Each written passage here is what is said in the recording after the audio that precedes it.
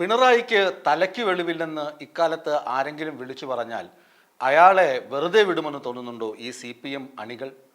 എന്നാൽ PV അൻവർ വിളിച്ചു പറഞ്ഞിരിക്കുന്നു, പിണറായിക്ക് തലയ്ക്ക് വെളിവില്ല, മുഖ്യമന്ത്രിക്ക് തലയ്ക്ക് വെളിവില്ല. സ്വർണ്ണക്കടത്തിനെ കുറിച്ച് മുഖ്യമന്ത്രി പറഞ്ഞത് തലയ്ക്ക് വെളിവില്ലാതെ, വെളിവില്ലാത്ത വർത്തമാനം എന്നൊക്കെ PV അൻവർ നട്ടുച്ചത്തിൽ വിളിച്ച് കൂവുമ്പോൾ CPM അണികൾ എന്തുകൊണ്ട് മിണ്ടാതിരിക്കുന്നു? പ്രതിഷേധ സ്വരമുയർത്തിയ നിലമ്പൂരിലെ CPMകാർ മാളത്തിൽ പോയി ഒളിച്ചത് എന്തിനാണ്?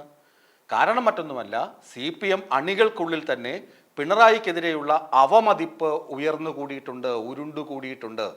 പിണറായി വിജയനെതിരെയുള്ള വികാരം CPM അണികൾക്കുള്ളിൽ ഉണ്ട് എന്ന ഉറച്ച ബോധ്യത്തിൽ നിന്നാണ് PV അൻവറിന് ഇത്തരം കാര്യങ്ങൾ പറയാൻ, അല്ലെങ്കിൽ ഇങ്ങനെയുള്ള വാക്കുകൾ മുഖ്യമന്ത്രിക്കെതിരെ പ്രയോഗിക്കാൻ ധൈര്യം പകരുന്നത്. PV അൻവർ മറ്റു ചില കാര്യങ്ങൾ കൂടി ഇന്ന് പറഞ്ഞു. അയാൾ പറയുന്നു, താൻ രാഷ്ട്രീയ പ്രസ്ഥാനം, അതായത് രാഷ്ട്രീയ പാർട്ടി രൂപീകരിക്കുന്ന കാര്യത്തെക്കുറിച്ചുള്ള ആലോചനയിൽ നിന്ന് പിന്നോട്ട് പോയിട്ടില്ല. ഇപ്പോൾ തനിക്കൊപ്പം ആളുകളുണ്ട്, നാളെ ഒരുപക്ഷെ ആളുകൾ ഉണ്ടായെന്ന് വരില്ല.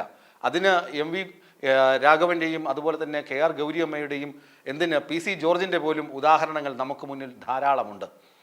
അവരൊക്കെ ഇതുപോലെ ആൾക്കൂട്ടത്തെ സൃഷ്ടിച്ച ആളുകളായിരുന്നു, നേതാക്കളായിരുന്നു. പിന്നെ കാലക്രമേണ കുറച്ചുനാൾ കഴിയുമ്പോൾ അവരുടെ ആരവത്തിന് കാതോർക്കാൻ ആരുമില്ലാതെ വരും. ഒടുവിൽ കമ്മ്യൂണിസ്റ്റ് പതാക പുതച്ച് മരിക്കണം എന്ന ആഗ്രഹം വരെ MVRും KR ഗൗരിയമ്മയും പ്രകടിപ്പിച്ചിരുന്നു. PC ജോർജ് കമ്മ്യൂണിസ്റ്റുകാരനല്ലാത്തത് കൊണ്ട് അത്തരമൊരു ഗതികേടിലേക്കോ അത്തരമൊരു ആഗ്രഹ പൂർത്തീകരണത്തിൻ്റെ കാര്യമോ PC ജോർജിനുണ്ടാവില്ല. പക്ഷേ ആളെ കൂട്ടുന്ന കാര്യത്തിൽ ഇവരൊക്കെ ഒരുപോലെയാണ്. ആളെ ആദ്യം കൂട്ടിയിരുന്നു, എന്നാൽ ആളുകൾ പിന്നീട് കാതോർക്കാതെയായി, പിന്നീട് ഒറ്റപ്പെട്ട് ഏതെങ്കിലും ഒരു തുരുത്തിൽ രാഷ്ട്രീയ വനവാസമൊക്കെ നയിക്കുന്ന ഗതികേടിലേക്ക് ഇവർ ചുരുങ്ങിപ്പോയിട്ടുണ്ട്. ഈ PV അൻവർ പറയുന്ന മറ്റൊരു കാര്യം, ഇന്ന് തീരുമാനിച്ചാൽ മലപ്പുറം ജില്ലയിൽ മാത്രം 25 പഞ്ചായത്തുകളിൽ CPM മേൽക്കൈയുള്ള ഭരണം നഷ്ടമാകും. അതായത് 25 പഞ്ചായത്തുകളിൽ ഇടതുമുന്നണിയുടെ ഭരണം നഷ്ടമാകുമെന്നാണ് അൻവർ പ്രഖ്യാപിക്കുന്നത്. അപ്പോൾ അൻവറിന് അത്രമാത്രം ജനപിന്തുണയുണ്ട് മലപ്പുറത്ത് മാത്രമല്ല, കോഴിക്കോടും പാലക്കാടും ത്രിതല പഞ്ചായത്തുകളിൽ ഇടതുമുന്നണിയുടെ ഭരണം പോകാൻ താൻ ഇന്നൊന്ന് ശ്രമിച്ചാൽ മാത്രം മതി എന്ന് PV അൻവർ വെല്ലുവിളിക്കുന്നുണ്ട് പാർട്ടിയെ. തനിക്കെതിരെ ഉഡായിപ്പ് കേസുകളുമായൊക്കെ വരുന്നുണ്ടല്ലോ, വരട്ടെ. CPMൻ്റെ വെല്ലുവിളി താൻ ഏറ്റെടുക്കുന്നു. അങ്ങനെ പറയുകയാണെങ്കിൽ CPMനെതിരെ ശക്തമായ പോരാട്ടം തന്നെ താൻ നടത്തും. ഒറ്റയാളല്ല, തനിക്ക് പിന്നിൽ ജനമുണ്ട്, ആരവമുണ്ട്, ആൾക്കൂട്ടമുണ്ട്, കയ്യടിയുണ്ട് എന്ന് പറയുന്നുണ്ട്. ഈ കയ്യടിക്കുന്നതൊക്കെ പിണറായി വിജയനോടുള്ള എതിർപ്പാണ് കയ്യടികളായി മാറുന്നതെന്നും PV അൻവർ പറയുന്നു. തനിക്ക് 140 മണ്ഡലങ്ങളിലും, അതായത് കേരളത്തിലെ 140 നിയമസഭാ മണ്ഡലങ്ങളിലും പിന്തുണയുണ്ട്, തന്നെ അറിയുന്നവരുണ്ട് എന്നും PV അൻവർ പറയുന്നു. അതേസമയം ഇന്ന് മുഖ്യമന്ത്രി ദി ഹിന്ദുവിന് നൽകിയ ഒരു അഭിമുഖത്തിൽ എടുത്തു പറയുന്നുണ്ട്, PV അൻവറിനെ തൊടാതെയും തൊട്ടുമൊക്കെയാണ് പറയുന്നത്, പക്ഷേ സൂചന PV അൻവറിലേക്കാണ് നീളുന്നതെന്ന് ആർക്കും ബോധ്യമാകും.